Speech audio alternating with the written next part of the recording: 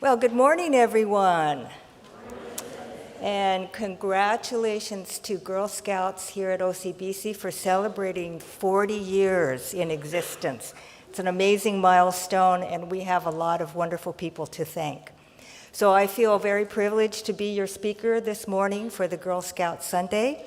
And I'm going to try to keep this short because we have so many things planned for this morning. So if I get too long, just go like this.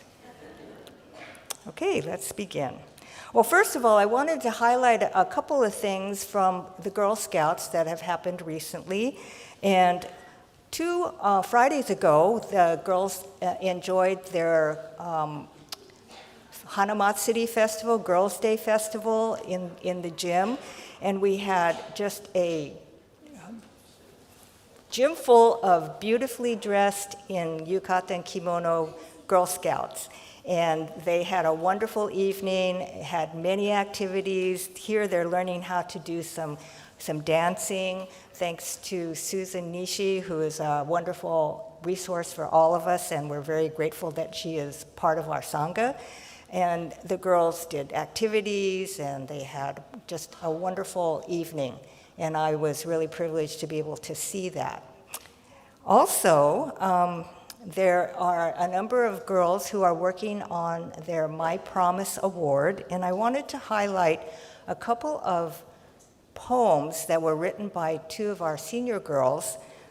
They wrote, I'm going to show you a couple of haiku poems that actually weren't required, but they just decided that they wanted to express what they were receiving from this class. So I want to highlight these poems. And this first one comes from Katie Nakagawa, and she wrote, "Learn from the teachings, show kindness and compassion, follow the Buddha. Connected by faith, we share this community. We're all one Sangha." And then Olivia Inanaga wrote this, "I am a Girl Scout, serving my community, always connected. I am a Buddhist, Sangha and Buddha Dharma, always dependent. Both serve the Sangha, always interdependent. They both make me, me." So I think these are two wonderful expressions from two of our Girl Scouts. And I think this highlights just what our young women and girls are getting from the Girl Scout program here at OCBC. It's a marvelous program, and I'm so glad that we can honor all of the girls that are part of this wonderful program. So I happen to be on my computer, which is something I do almost every day, and I saw this pop up as an email that I received from the Lion's Roar magazine. This is a Buddhist magazine. It's one of two Buddhist magazines that are published here in the United States. So Lion's Roar is one, Tricycle is the other magazine. And I am a subscriber. And currently, Reverend Harada is on the board of Lion's Roar. So more recently, many of our BCA, Buddhist Churches of America ministers have been featured in Lion's Roar. And that's included Paul Goodman. I wrote an article. Reverend Harada has written an article. Reverend John Turner has written articles for Lion's Roar. So we're getting some recognition through this publication. Anyway, they sent me this email, and they said, and I thought this was very coincidental, it says, "Celebrating Women in Buddhism." So I got this on Friday or Saturday, and this said, "This weekend, the world celebrates International Women's Day. Women, historical and contemporary, have contributed enormously to the Buddhist path, practicing and achieving titles and honors, dedicating their lives to the benefit of all beings." I thought it was really a nice coincidence and having Girl Scout Sunday and the accomplishments of many great women celebrate the accomplishments of So it's good. I mean, we boys and men as well, but this is an accomplishments and the opportunities that we have for girls and women today. So I wanted to focus on a Buddhist woman who maybe some of you are not familiar with. For those of you who are members of the Buddhist Women's Association, you will be very familiar with this person because every year we have a celebration to honor her along with a couple of other women, or maybe 3 other women. But I wanted to focus on this one in particular, and she is Lady Takeko Kujo. So every year, the Buddhist Women's Association has a memorial service in her honor. She lived from 1887 to 1928. And she is someone that we honor and are very grateful for. And I want to highlight some of the aspects of her life which reveal a woman of great strength and vision, a woman of great energy, and a very deeply devout Nembutsu follower. So let's find out a little bit about Lady Takeko Kujo. First of all, she was the daughter of Otani Koson. His Buddhist name is Myonyo, and he was the 21st Monshu. So if you don't know what a Monshu is, that's the head of our mother temple in Japan. He is kind of the head, kind of like the Pope would be for the Catholic Church, but he's like the head abbot. And he's very significant because he was the Monshu who sent the first Buddhist priests to America. And so our first minister, Reverend Satoshi Hirata, thought that he was such an important person that he honored him on our Naijin. So in that last altar on the left, normally that is reserved for Renyo Shonin, who was also a tremendous Monshu. He was the 8th abbot back in the 14th or 15th century. But Hirata Sensei wanted to honor Myonyo, and he decided that that's who we would honor on our Naijin. So he was the one that sent the first priest to the West Coast. 1899 is the year that we honor the establishment or the arrival of the first Nishihonganji priest to America.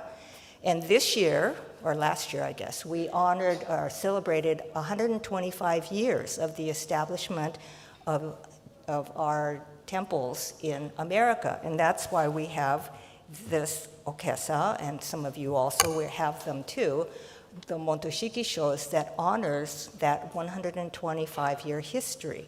So Myonyo was a very visionary person. He was someone who felt that we needed to establish Buddhism in America, and so he sent the first priest.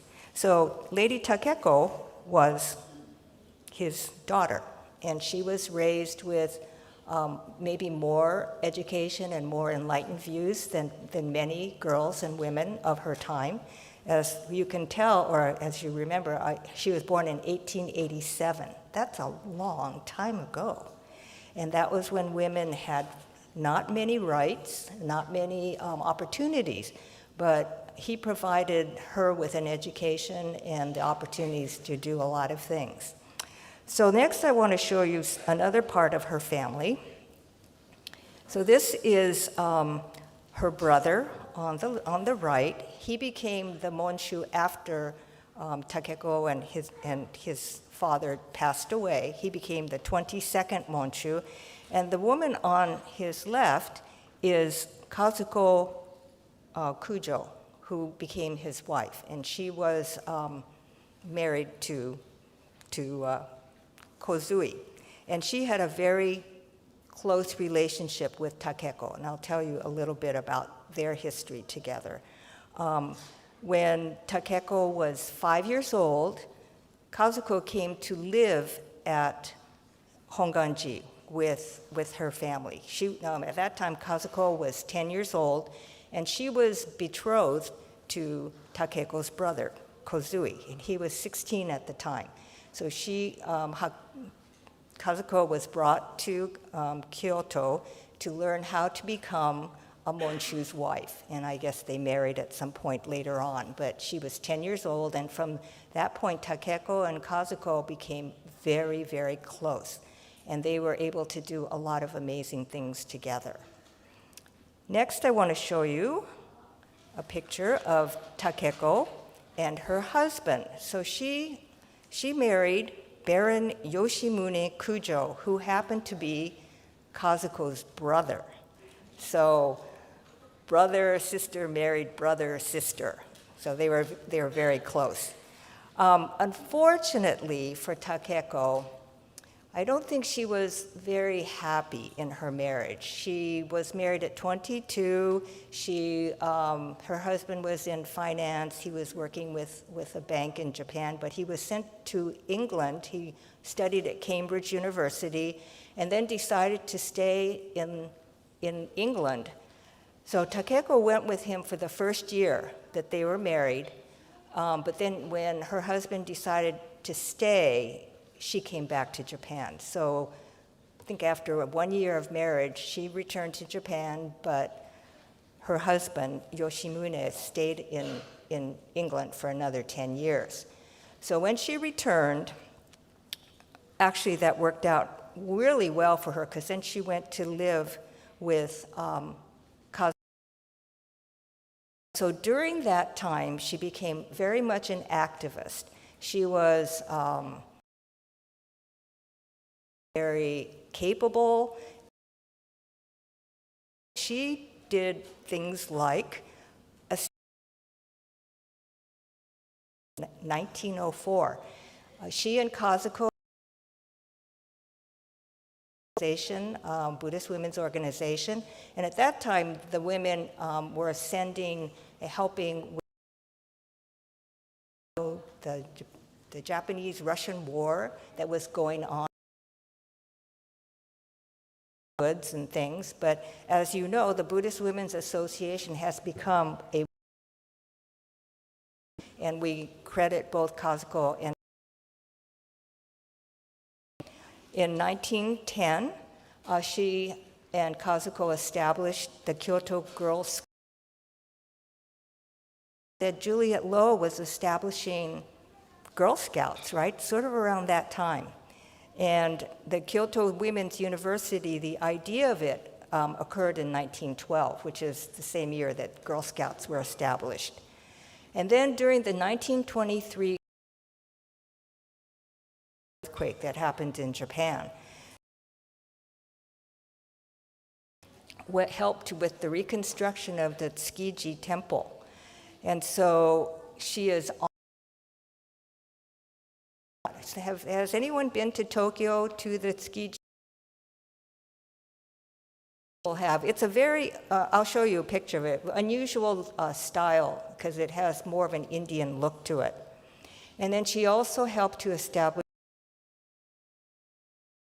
a modern facility and one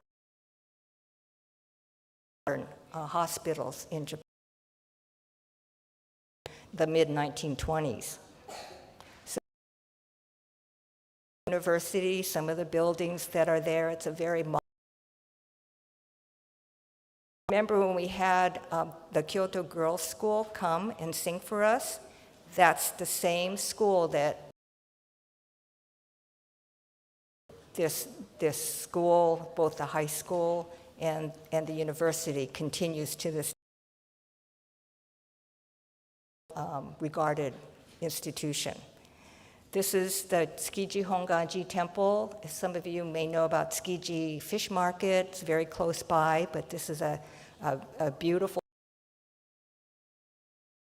This is Asoka Hospital, hospital. So, Honko service, we had Reverend Dr. Ken Tanaka come, who is a very well-noted and well-regarded teacher of Buddhism, and he made a comment in one of his articles. I won't read all of this, but at the very end, he's talking about our spiritual traditions in Asia that are very active. And one of the people that he cites in the last line, Lady Takeko Kujo, dedicated to social welfare and women's movement. So he even recognized that she was very much at the forefront of activism and gave her a lot of credit for that. She was also a renowned poet, writer, and artist. So she had a collection, several collections of books of her poetry and essays. And in 2018, an English version of her writings was put out by the American Buddhist Study Center in New York. And this book is called Leaves. Mutsumi Wondra spoke about this book at the 2016 convention in San Francisco. And she knows very well Lady Takeko's writings and is very familiar with her sensitivity, her deep Shin Buddhist.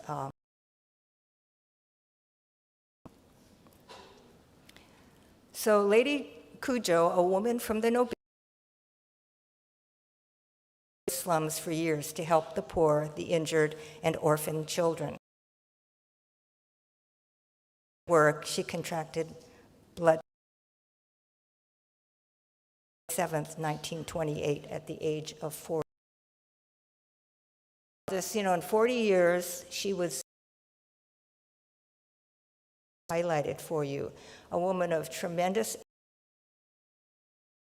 and a deeply religious, sensitive human being. So, what Buddhist lessons do we learn from Lady Takeko Kujo's life? So if you kind of just review her life in total, I mean, she was raised in very rarefied kind of a nobility type of atmosphere, being the daughter of the Monshu. Her education was quite special, but she also experienced a lot of heartache and loneliness. She didn't find a lot of happiness in her marriage, but she was able to find a lot of fulfillment and meaning in the works that she did with establishing the Buddhist Women's Association, helping with the Tsukiji rebuild and construction, establishing the hospital, working with the poor, and she found her meaning also in the Nembutsu. So she was someone who epitomized a life of Nembutsu, someone who felt deeply the call of Amida Buddha to save all sentient beings, and she used that as her calling and to find purpose and meaning in her own life.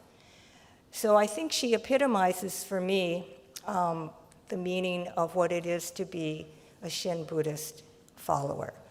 And I like the summary that Reverend Kyodo Haguri said about what it is to be a Nembutsu follower. What is critically important is that the teachings radically transform our way of thinking and living so that we become true individuals, strong in crisis, humble in success, tender in our feelings, and grateful at all times. So I would like to close with a reading of one of her poems, and this was made into a song, and it actually is in our service book on page 152 and 153 if you want to follow along, but I will read it. Seiya has become the anthem for the Kyoto Girls' School. When they came and visited us, this was the song that they sang. And in respecting the time limitations that we have, I'll just read the poem. But to me, it speaks of a person who is deeply sensitive, a person who maybe had some sadness in her heart, but was also able to find much fulfillment and meaning in her life. So Seiya, splendor of an evening sky filled with countless stars, who can ever fathom its timeless mystery? Millions of lights, when sparkling bright in the sable sky, touch my heart, my lonely heart, with serenity. More than all the countless sands Ganges River holds, are the infinite Buddhas who fill this universe, ever watchful over us throughout the day and night. Hearing this, my lonely heart fills with lasting peace. So with that, I want to give my congratulations to all the girls today who are receiving special recognition, and also to give special thanks to all the girls and families who give so much to the Girl Scout program and to OCBC. Please join me in Gassho.